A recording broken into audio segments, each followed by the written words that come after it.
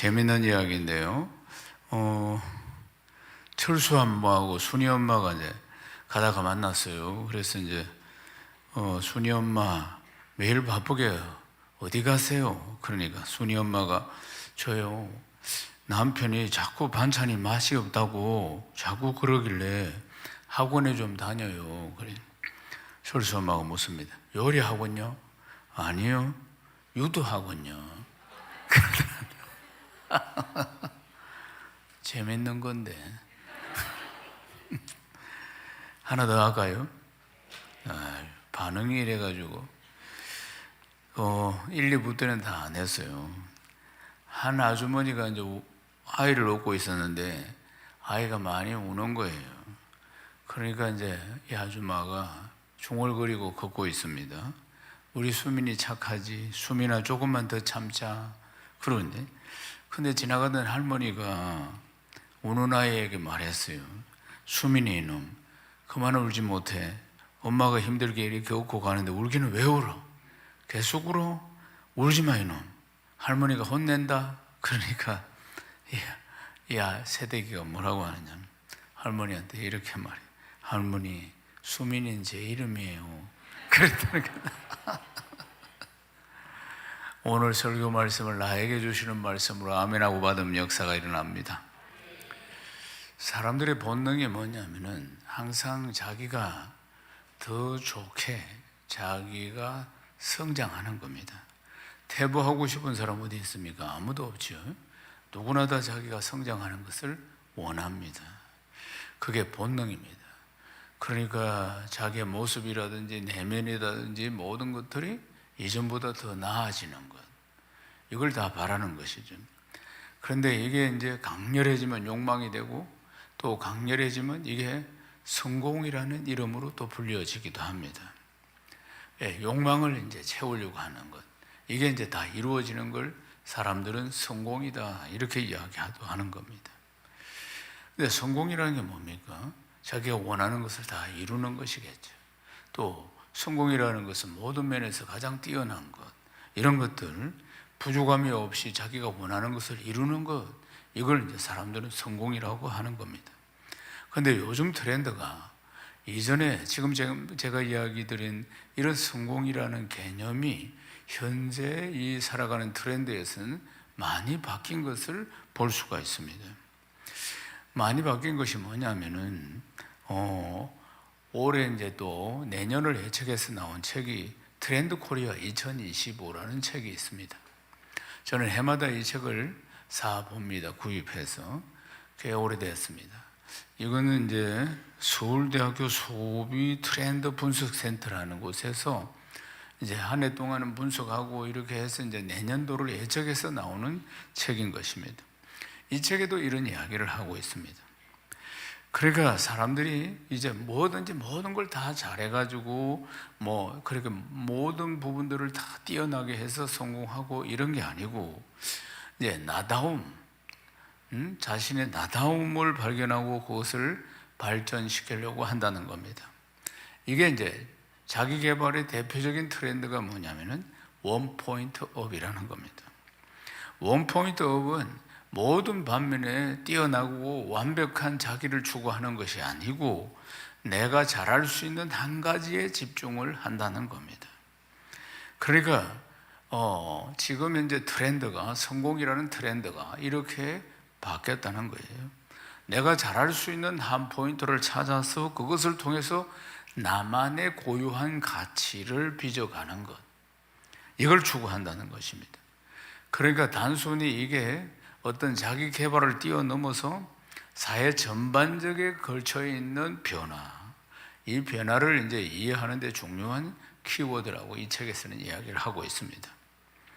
그래서 이제 이 트렌드를 이 책에서는 내년도는 어떤 이제 트렌드가 유행할 것이다, 이런 걸 예측을 하는데, 사회적으로, 경제적으로 또 문화적으로 흐름을 예측을 합니다. 굉장한 책을 읽어보면은 통찰력이 있다 하는 걸 볼 수 있습니다.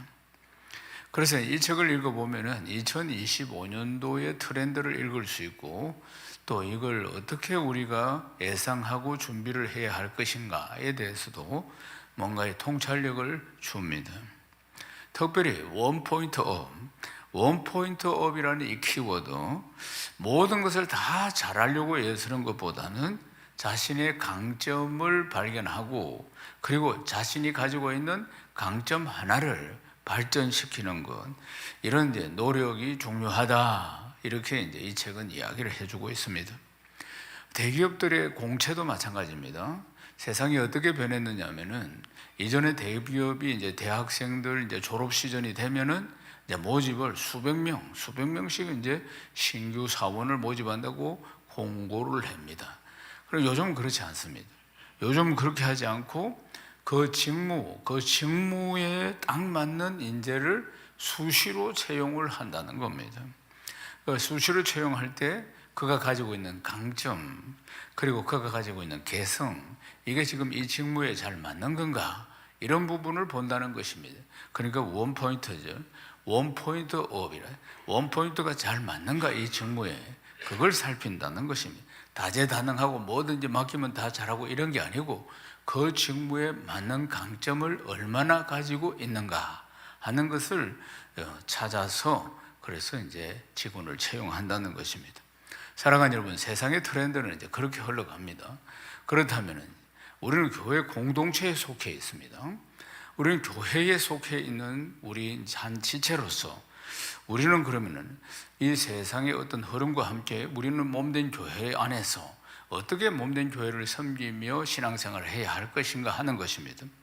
여러분은 양육반을 하면서 양육반에서 이제 은사 체크를 합니다. 은사를 체크를 하면 하나님께서 주신 여러 은사들, 섬기는 은사, 뭐 여러 가르치는 은사, 그 외에도 특별한 은사들도 있겠죠. 방언이라든지 그런 은사를 비롯해서 우리가 자연스럽게 생활 속에서 적용할 수 있는 대접하는 은사, 뭐 여러 은사들이 30개 내지 한 40개 정도로 분류해서 여러분은 양육반을 하면서 체크를 해본 적이 있을 겁니다. 그리고 또 그 은사를 따라서 우리 교회는 섬기라고 늘 그렇게 강조를 하고 있습니다. 사랑하는 여러분, 그게 원포인트입니다. 하나님께서 모든 각 사람들에게 은사를 주셨어요. 은사가 똑같지 않습니다. 각양의 은사들을 각 사람들에게 다 주셨습니다. 그래서 하나님께서는 그 은사로 몸된 교회를 잘 섬기라고 주셨습니다. 아멘입니까? 그렇습니다. 하나님께서 주신 은사는 몸된 교회를 잘 섬기라. 우리가 그리스도의 몸 아니겠습니까? 우리는 그리스도의 몸이에요. 교회 머리는 예수 그리스도고 우리는 몸이라는 거죠. 모든 지체들은. 그러니까 한 몸을 이루고 있습니다. 어떤 사람은 손이요, 어떤 사람은 발이요, 어떤 사람은 눈이요, 이렇게 한 지체가 되어서 연합해서 우리가 몸된 교회를 섬기고 그리고 하나님 나라를 확장해 나가는 일들을 맡았다는 것입니다. 사랑하는 여러분, 하나님이 주신 은사를 가지고 우리가 섬깁니다. 그 작은 섬김이 교회의 원포인트업이 될 수가 있는 것입니다. 성도 한 사람 한 사람의 그 작은 섬김이 모여서 몸된 교회가 건강히 세워지고 그 섬김이 또 하나님 나라의 큰 일로 연결이 되는 것입니다. 또한 세상 속에서 아주 영향력을 끼치는 건강한 교회로 존재할 수가 있는 것입니다. 아멘이십니까? 사랑하는 여러분, 오늘 본문은 그 이야기를 하고 있습니다. 오늘 본문에 우리가 읽은 말씀은 섬김의 본질에 대해서 이야기를 하고 있습니다. 각자에게 하나님께서 섬기라고 은사를 주셨는데 그 은사로 몸된 교회를 섬기면서 세상으로도 그 은사를 흘려보내고 하나님께 받은 사랑을 흘려보내야 한다는 것입니다. 흘려보낸다는 게 뭡니까? 섬기는 것을 말씀하는 것입니다. 이런 작은 섬김들이 모여서 하나님의 위대한 일들을 만들어 가시는 것입니다. 우리의 섬김을 통해서 교회는 더 건강해지고 그리고 가서 모든 민족으로 제자를 삼으라고 하신 하나님의 뜻을 차근차근히 하나님의 계획대로 이루어가게 되는 것입니다. 오늘 말씀을 들으실 때 한 말씀을 들으면 10말씀을 깨달을 수 있도록 지혜와 총명의 신으로 충만하시기를 주의 이름 축원합니다. 사랑하는 여러분, 오늘 우리가 읽은 이 긴 말씀은 예수님께서 말씀하시는데 마지막 심판 때 어떤 일들이 일어날 것인가에 대해서 비유로 설명을 하고 있습니다. 예수님이 마지막 날에 백부자 심판주로 오시죠. 그때 모든 민족을 모아놓고 각각 이렇게 분별을 한다 하는 것을 말씀합니다. 우리가 읽은 말씀을 한 번 더 읽어보십시오. 마태복음 25장 32절에서 33절입니다. 모든 민족을 그 앞에 모으고 각각 구분하기를 목자가 양과 염소를 구분한 것 같이 하여 양은 그 오른편에 염소는 왼편에 두리라. 마지막 심판하실 때 양과 염소를 구분한다 이렇게 말씀하시는 것이 팔레스타인 지역에 그들은 유목민들입니다. 다 목자들이죠. 양을 칩니다.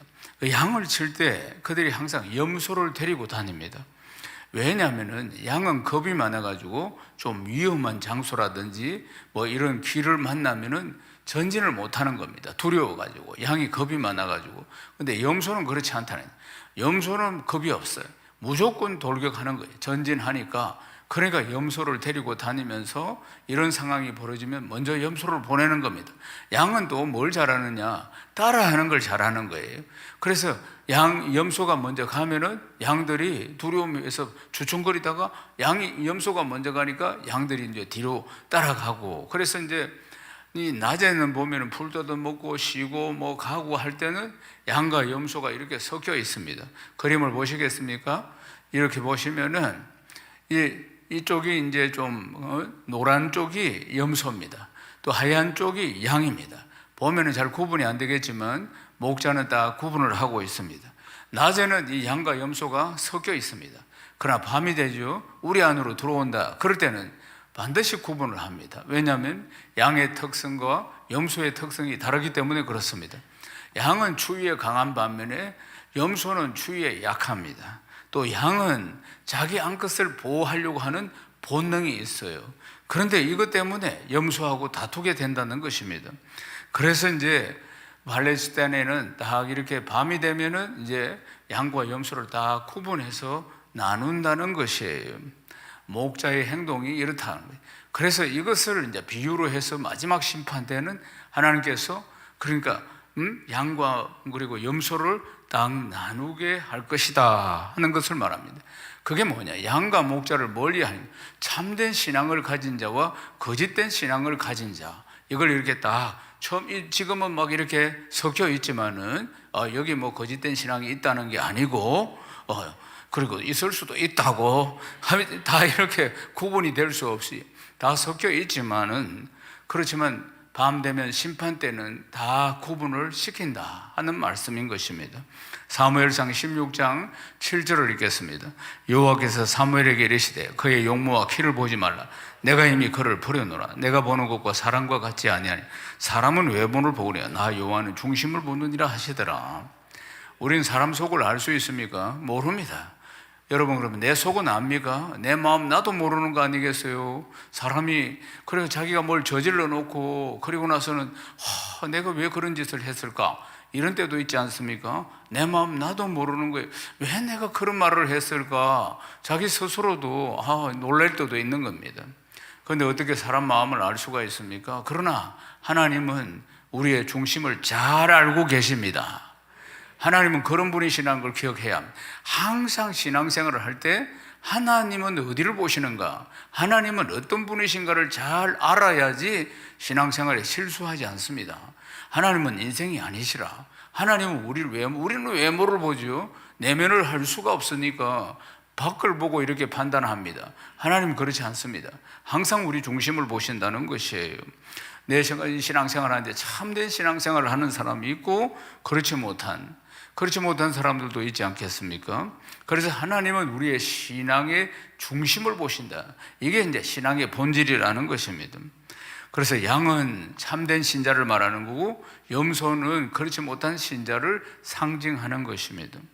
하나님은 이제 그 삶 속에서 드러난 열매를 가지고 심판하시겠다. 마지막 날 심판하실 때 이렇게 하신다. 마태복음 25장 35절에서 40절을 읽겠습니다.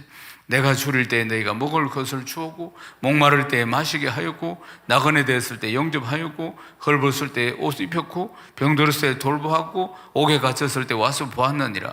이에 의인들이 대답하여 이르되 주여 우리가 어느 때 주께서 줄이신 것을 보고 음식을 대접하였으며 목마르신 것을 보고 마시게 하였나이까? 어느 때 나그네 되신 것을 보고 영접하였으며 헐벗으신 것을 보고 입혔나이까? 어느 때 병든 것이나 옥에 갇힌 것을 보고 가서 배웠나이까 하리니 임금이 대답하여 이르시되 내가 진실로 너희에게 이르니 너희가 여기 내 형제 중에 지극히 작은 자 하나에게 한 것이 곧 내게 한 것이라 하시고, 주님이 이제 오른편에 있는 자들에게 말씀하셨는데 오른편에 있는 자들이 놀래가지고 주여 우리가 어느 때 주께서 줄이신 것을 알고 음식을 드렸고 목마르신 것을 다 알고 우리가 마시게 하셨습니까? 이렇게 묻습니다. 그렇게 했다고 하니까 언제 우리가 이런 일을 했습니까? 물으니까 예수님이 대답하시기를 너희가 여기 내 형제 중에 지극히 작은 자 한 사람에게 한 것이 곧 나에게 한 것이다, 이렇게 말씀하십니다. 이 말씀이 아주 중요한 말씀인데 신앙의 본질을 말씀하는 것입니다. 신앙의 본질이 뭐냐? 참된 신앙이 뭐냐? 어떤 것인가? 참된 신앙이란 것은 입술로 고백하는 것이 그 삶 가운데 실천되어서 나타나는 것을 말하는 것입니다. 행함이 없는 믿음은 죽은 믿음이라고 했어요. 그러니까 참된 신앙이라는 것이 입술로 고백하는 것이 삶 속에서 나타나는 것을 말씀하는 것입니다.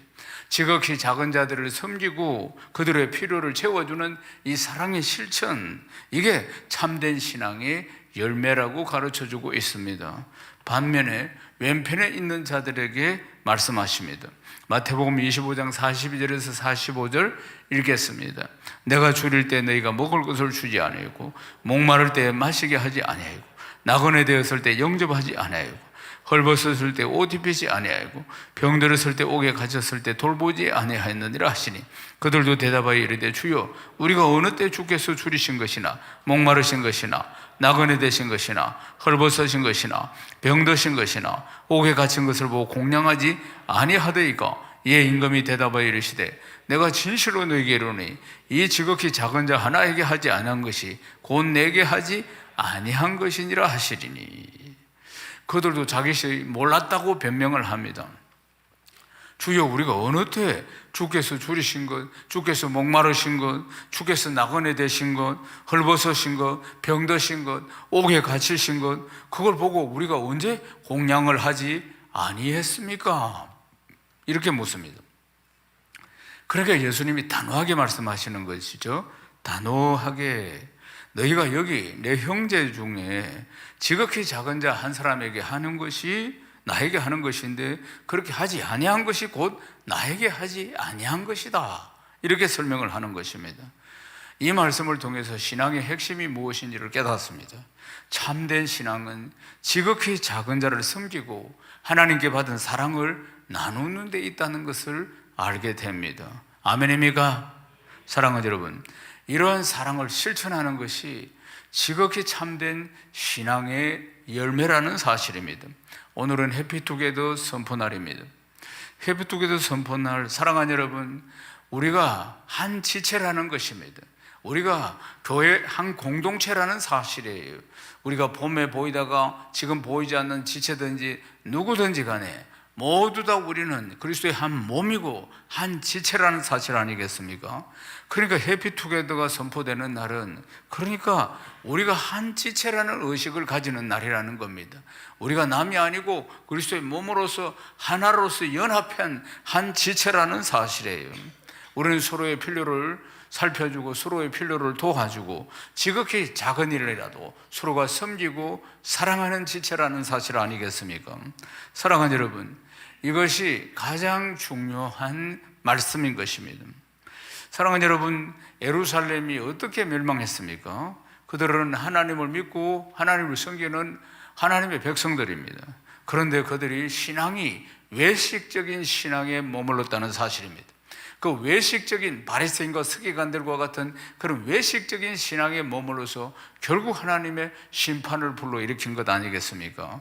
그들은 신앙생활 잘한다고 아주 시장거리에서 사람 많이 모이는 그 자리에서 서서 빛나는 옷을 입고 큰 소리로 들으라고 기도하고 자기의 선행을 자랑하고 자기가 율법을 잘 지킨다고 자랑했던 이들, 외식적인 이 신앙들, 사랑하는 여러분, 이 신앙이 멸망을 초래했습니다. 나의 신앙은 외식적이지 않는가? 하나님은 중심을 보시는데 나는 정말 내 중심에 하나님을 향한 사랑이 항상 존재하고 있는가? 하나님께서는 그것을 보십니다. 내 신앙이 외식적인가? 아니면 중심인가? 사랑하는 여러분, 우리의 이 작은 섬김이 모여서 하나님 나라를 크게 이루게 됩니다. 지극히 작은 자를 서로 섬길 때 우리는 하나님 나라 백성으로서 하나님의 뜻을 이루어 가는 것입니다. 우리 각자가 하나님의 사랑을 받은 자 아니겠습니까? 우리가 다 사랑을 받고 하나님이 우리에게 은사를 주셨는데 그 은사, 그 사랑으로 내 지체들을 섬기는 일을 하는 것입니다. 여러분 믿습니까? 이게 신앙의 본질이고 핵심이라는 것을 기억해야 합니다. 셀가족을 돌보고 서로 필요를 채워주고 하나님께서 주신 축복을 나누는 것, 이것이 신앙의 본질이고 핵심이라는 사실입니다. 이러한 삶이 바로 하나님께서 받으시는 가장 아름다운 예배인 것입니다. 사랑하는 여러분, 역사 속에 보면은 큰 일을 이룬 위대한 인물들이 여럿 있습니다. 그런데 하나님께서 보는 관점은 또 다릅니다.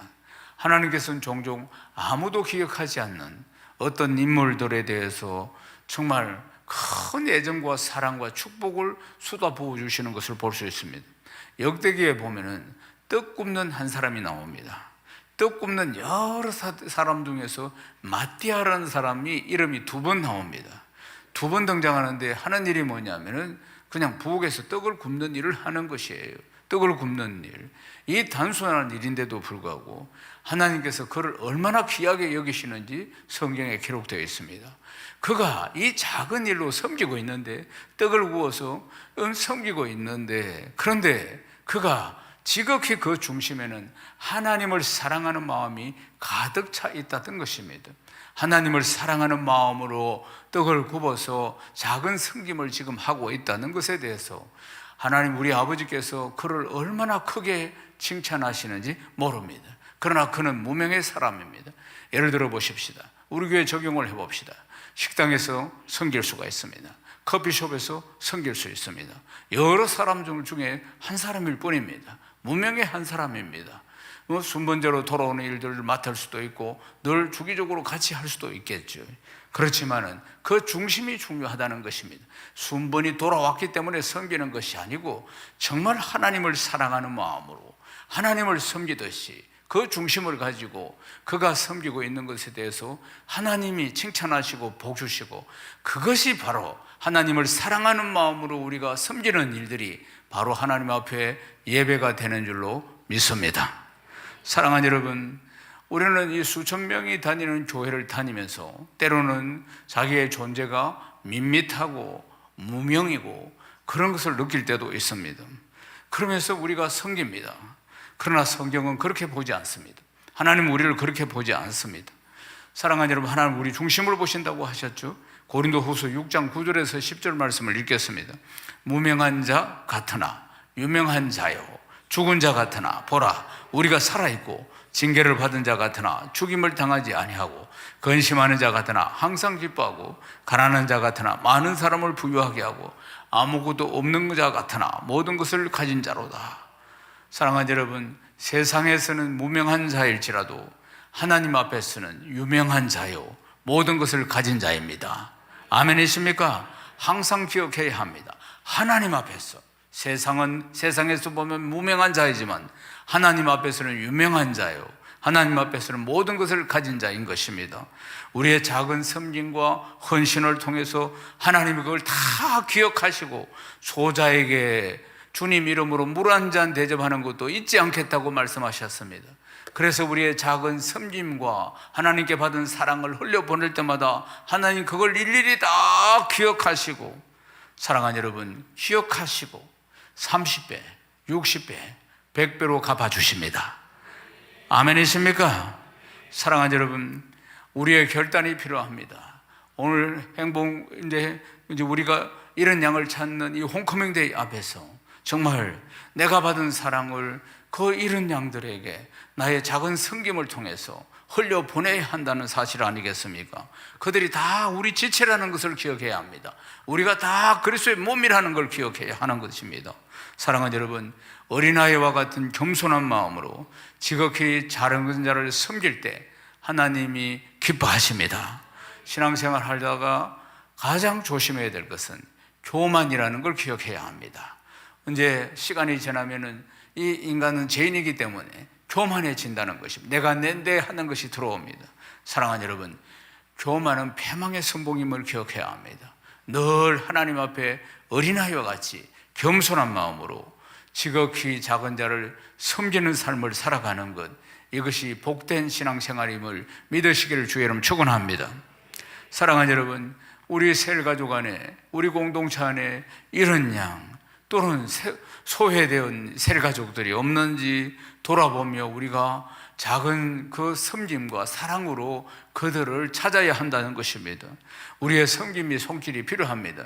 우리도 전 신앙생활을 보면 그런 날들이 있었다는 걸 기억하십시오. 방황할 때도 있었고, 그리고 또 힘든 시간들이 있었는데, 그런데 누군가가 나를 위해서 기도해주고 누군가가 끊임없이 나를 챙겨줘서, 그래서 이렇게 다시 회복되는 역사가 있었다는 것 아니겠습니까? 우리가 그 사랑과 섬김을 받은 자입니다. 사랑하는 여러분, 우리를 그리스도의 몸으로 부르셨다는 걸 기억해야 합니다. 이런 양들도 그리스도의 몸이라는 사실입니다. 함께 연합해야 한다는 것입니다. 몸은 지체로서 다 연결이 된 건 아니겠습니까? 지금 보이지 않는 그 지체들도 함께 연결이 되어 있는 그리스도의 몸이라는 사실입니다. 어떤 사연이 있어서 지금 보이지 않는지 모르겠지만은 한 지체라는 것을 기억해야 하는 것입니다. 우리의 관심과 우리의 사랑과 우리의 섬김이 그들에게는 절실히 필요하다는 것 아니겠습니까? 사랑하는 여러분, 어떤 여인이 있었습니다. 실제 일어난 일인데, 애를 셋 놓고 그 다음에 질병이 눈으로 와서, 그래서 고치지 못하고 실명을 하게 됩니다. 많은 고통 속에서 이 여인이 시간을 보내다가 이 남편이 살아가는데 이 아이들에게도 자기가 눈이 안 보이는 소경이 되었는데 걸림돌이 될 거라고 생각했습니다. 그래서 남편에게 이혼하자고 이야기합니다. 자기가 이 살아가는 인생에 걸림돌이 되는 것 같으니까 그냥 이혼하자고 자기를 그런 이야기를 하니까 남편이 버럭 화를 냅니다. 당신은 내가 아프거나 내가 병들거나 그러면 나를 버릴 것인가? 그렇게 묻는 것입니다. 결코 그럴 수 없다고 이야기를 하는 겁니다. 그래서 이 여인이 아내가 마음을 다시 다잡고 그리고 이제 살아보고자 합니다. 남편의 그 사랑을 확인한 뒤에.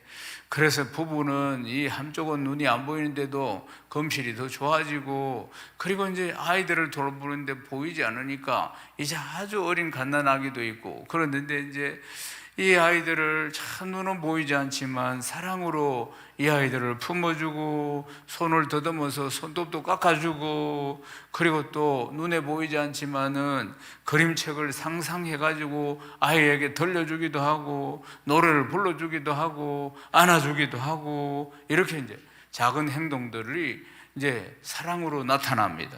아이들은 엄마가 눈이 안 보이는 줄 알고 있습니다. 그런데도 그 엄마가 자기를 중심으로 얼마나 사랑하는지 그게 느껴집니다. 그게 위로가 되고 또 그게 또 기쁨이 됩니다. 아이들은 눈이 안 보이는 내 엄마가 우리를 전심으로 사랑한다는 것을 절실하게 느낍니다. 그런데 이제 7년의 세월이 흘렀습니다. 7년의 세월이 흐르고 이걸 치유할 수 있는 방법이 이제 의학적으로 개발이 되었습니다. 그래서 수술을 받고 7년 만에 다시 시력을 회복하게 됩니다. 7년 만에 눈을 떴습니다. 절대 눈을 못 뜰 줄 알았는데, 평생 그렇게 살 줄 알았는데 눈을 떴습니다. 이제 7년 만에 보는 세상은 얼마나 아름다운지요. 아이들의 얼굴들 7년 전에 봤다가 못 봤는데, 그때 이제 갓 태어난 아기가 있었는데 7살이 되었어요. 이 아이들을 보고 집안의 풍경을 보고 그리고 모든 것들을 볼 수 있다는 그 감격과 감동 속에서 이제 시간들이 흘러갑니다. 그러면서 눈이 밝으니까 이제 눈에 보이는 것들이 눈에 밟히기 시작합니다. 아이들이 흩어져 막 방을 어지러 놓은 것들, 흩어져 있는 물건들, 얼룩진 옷들, 어지러운 집안들, 이런 것들, 애들 셋이 얼마나 어지르겠어요. 이런 것들이 막 눈에 보이기 시작합니다. 이런 것들이, 눈에 보이는 것들이 자신의 마음을 빼앗아 갑니다. 이전에 사랑 많던 엄마, 눈이 안 보일 때는 그 사랑 많던 엄마의 모습은 어느덧 사라지고 잔소리, 그리고 또 잔소리, 그리고 또 화, 이런 모습으로 사람이 변했다는 사실이에요. 이것을 자신이 깨닫습니다. 이 여인이 깨닫습니다. 눈이 보이지 않았을 때 오히려 자기 자녀를 더 깊이 사랑했다는 것을, 눈이 보이지 않을 때 더 깊이 사랑했다는 것입니다. 마음으로 보고 사랑했다는 것 아니겠어요? 그런데 육신의 눈에 보이니까 이 눈에 보이는 것에만 집착을 하게 된다는 것입니다. 그래서 인생을 살아가는데 참으로 중요한 것은 이 눈에 보이는 것이 아니고 마음으로 보아야 한다는 사실입니다. 마음으로 보아야 하는 것이 정말 중요한 것들이라는 것이에요. 그게 어떤 것들이 있겠습니까? 사랑, 신뢰, 행복, 이런 것은 우리 눈에 보이지 않는 것입니다. 이것은 우리의 마음의 눈으로 볼 수 있고 느낄 수 있는 것이라 그 말입니다. 우리의 삶에 참으로 중요한 것들이 바로 이런 것들이 아니겠습니까? 사랑하는 여러분, 하나님께서 우리에게 주신 가장 큰 선물이 바로 우리가 마음의 눈으로 보고 느낄 수 있다는 것입니다. 아멘이십니까? 사랑하는 여러분, 우리가 연약한 지체로서, 또 우리는 한 지체와 우리가 함께 더불어서 연합하는 삶을 살아갑니다. 그리스도의 몸을 이룬다는 것입니다. 사랑하는 여러분, 우리 안에는 이런 연약한 지체들도 있습니다. 이런 연약한 지체들이 지금 보이지 않을 수 있다는 사실 아니겠습니까? 그것이 우리의 이 마음의 눈으로 그들을 살펴보고, 그리고 그 연약한 지체들을 돌보고 주님께 받은 사랑을 흘려보내서 그 이런 양들, 집 나간 둘째 아들, 이런 드라크마 반드시 찾아야 할 줄로 믿습니다. 그들의 연약함을 우리가 마음의 눈으로 보고 사랑할 수 있어야 한다는 사실입니다. 에베소서 4장 15절에서 16절 말씀을 읽어보겠습니다. 오직 사랑 안에서 참된 것을 하여 범사에게 그에게까지 자랄지라. 그런 머리는 곧 그리스도라. 그에게서 온몸이 각 마디를 통하여 도움을 받음으로 연결되고 결합되어 각 지체의 분량대로 역사하며 그 몸을 자라게 하며 사랑 안에서 스스로 세우느니라. 사랑하는 여러분, 하나님께서 우리를 예수 믿게 하셨습니다. 그래서 예수 믿게 하신 것이 단지 구원받고 천국 가기만 해라, 이렇게 해서 우리를 구원하신 것이 아닙니다. 그리스도의 몸을 세우라는 것입니다. 우리를 한 지체가 되도록 부르셔서 몸된 교회의 한 지체가 되어서 그리스도의 몸을 든든히 세워가라고 우리를 먼저 예수 믿고 구원받게 하신 것을 믿습니까? 사랑하는 여러분, 우리는 다른 지체들과 함께 그리스도의 몸이니까 다 연결이 되었다 그 말입니다. 눈이 따로 나가랍니까? 아닙니다. 모든 장기와 모든 신체는 서로가 연결이 되어 있는 것 아니겠습니까? 사랑하는 여러분, 우리가 한 지체로서 함께 섬긴다는 것입니다.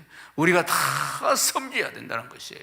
한 지체로서 눈은 눈대로 섬기고 손은 손대로 섬기고 장기는 장기대로 섬겨서 그리스도의 몸을 건강하게 이루는 것 아니겠습니까? 우리가 그것을 연합이라고 하는 것입니다. 단순히 함께 있는 것이 아니라 연합이라는 것이 각 지체가 자신에게 맡겨진 사명을 충실하게 감당하고 서로를 돕고 세워가는 것을 말씀하고 있는 것입니다. 고린도전서 12장 14절에 몸은 한 지체일 뿐 아니요 여럿입니다. 여럿이 우리가 존재하지요. 고린도전서 12장 19절에서 20절에 보면 만일 다 한 지체뿐이면 몸은 어디냐? 이제 지체는 많으나 몸은 하나니라. 지체는 많이지만 몸은 하나라, 이 말입니다. 연합해서 하나를 이루는 것이라는 것입니다. 사랑하는 여러분, 지금 우리 지체 중에 이 손가락 하나가 빠져나갔습니다. 이런 양이라, 둘째 아들이야, 이런 드라크마라 그 말입니다. 그를 찾아와서 우리 손이 정상이 되게 만들어야 되는 것 아니겠습니까? 바로 그 이야기를 하고 있습니다. 우리의 손과 발과 눈과 귀가 각기 다른 기능을 하면서도 우리는 다 연합해서 하나가 되어서 그리고 한 지체가 되어서 몸을 이루는 것 아니겠습니까? 연합하는 것이죠. 하나 되는 것입니다. 같은 말, 같은 마음, 같은 뜻으로 또한 하나 되어서 열매를 맺는 것입니다. 이를 위해서는 우리의 섬김이 필요합니다. 이를 위해서는 우리의 작은 헌신이 필요하다는 것입니다. 사랑하는 여러분, 우리의 작은 섬김과 우리의 작은 헌신을 통해서 이런 둘째 아들, 이런 드라크마, 이런 양을 다 찾아야 할 줄로 믿습니다. 하나님께서 그것을 귀하게 보시고 그리고 하나님 축복하시고 또한 우리를 이 일을 위해서 우리를 사용하신다는 것입니다. 주님이 딱 공생의 사역을 시작하시면서 이렇게 말씀하셨어요. 나는 이스라엘의 이런 양을 찾으러 왔다, 그렇게 말씀하셨다는 사실입니다. 사랑하는 여러분, 우리도 우리 혼자서 그냥 예수 잘 믿고 끝나는 것이 아닙니다.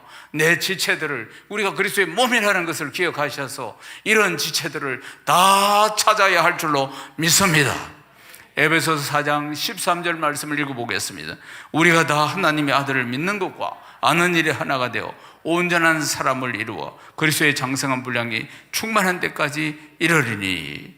아멘. 우리의 목표가 뭡니까? 그리스도의 장성한 분량이 충만한 데까지 이르는 것입니다. 사랑하는 여러분, 우리가 돕고 섬기며 함께 한 지체가 되어서 그리스도의 몸을 이루고 우리의 목표는 그리스도의 장성한 분량까지 우리가 성장해 가는 것입니다. 사랑하는 여러분, 이것이 하나님께서 우리에게 주신 은혜의 선물이라는 것입니다. 서로 섬기고 서로 연합해서 함께 하나님의 영광을 드러내고 그리고 우리가 성장하는 것을 말씀하는 것입니다. 사랑하는 여러분, 이제 말씀을 마무리하겠습니다. 오늘은 해피투게더 선포의 날입니다. 이 날은 단지 뭘 행사를 기념하는 날이 아닙니다. 하나님께서 우리를 교회 공동체로 그리스도의 한 몸으로 묶어 주셨다는 것을 다시 한번 깨닫는 것입니다. 그래서 각 지체를 우리가 섬기고 사랑하는 것, 그리고 돌보는 것, 이것을 우리가 다시 한번 깨닫고 결단하는 날이 바로 오늘이라는 사실입니다. 나 혼자 존재하는 것이 아니고 우리는 더불어 함께 존재하는 한 지체라는 것을 기억해야 하는 것입니다. 사랑하는 여러분, 우리가 하나님의 사랑을 받은 사람입니다. 우리 교회는 단순한 어떤 모임이나 어떤 조직이 아닌 것입니다. 교회의 머리는 예수 그리스도이고 우리는 모두가 한 지체가 되어서 그리스도의 몸을 이룬다는 사실입니다. 우리가 다 한 공동체로 부르심을 받았다는 것 아니겠습니까? 여기에서 우리는 은사를 받았는데 그것으로 우리가 섬기고 우리는 무한한 하나님의 사랑을 받았는데 그 사랑으로 우리가 섬기고 그 사랑을 흘려 보내는 사람들이라는 걸 기억해야 합니다. 사랑하는 여러분, 오늘은 우리가 더 섬기고 더 사랑하기를 결단하는 말이 바로 홈커밍데이 선포하는 날 아니겠습니까? 사랑하는 여러분, 우리가 더 사랑하고 우리가 더 섬기고 더 이런 양들을 찾아야 할 줄로 믿습니다. 이타적인 사랑 아니겠습니까? 이기적인 사랑이 아니고 나만 생각하는 사랑이 아니고 이타적인 사랑, 그것이 하나님의 사랑입니다. 그 사랑이 우리 안에 부음받은 것을 기억해야 합니다. 우리가 예수 믿고 거듭날 때 성령께서 우리 안에 들어오셔서 그 사랑을, 이기적인 우리, 100% 이기적인 우리, 우린 뼛속까지 죄인인 우리를, 그 사랑을 우리에게 기름 부어 주셨다는 사실입니다. 우리 안에 성령이 계십니다. 육으로는 할 수 없지만 성령의 능력으로 우리가 이 사랑을 할 수가 있고 이 사랑을 흘려보낼 수 있는 지체라는 것을 기억해야 합니다. 사랑하는 여러분, 우리의 작은 섬김을 하나님이 크게 사용하실 것입니다. 우리를 사랑의 공동체로 부르셨다는 걸 기억해야 합니다. 받은 사랑을 서로 섬김으로 표현하는 것입니다. 지체로서의 우리의 책임을 다하고 하나님의 영광을 드러내는 몸된 교회가 되어야 할 줄로 믿습니다.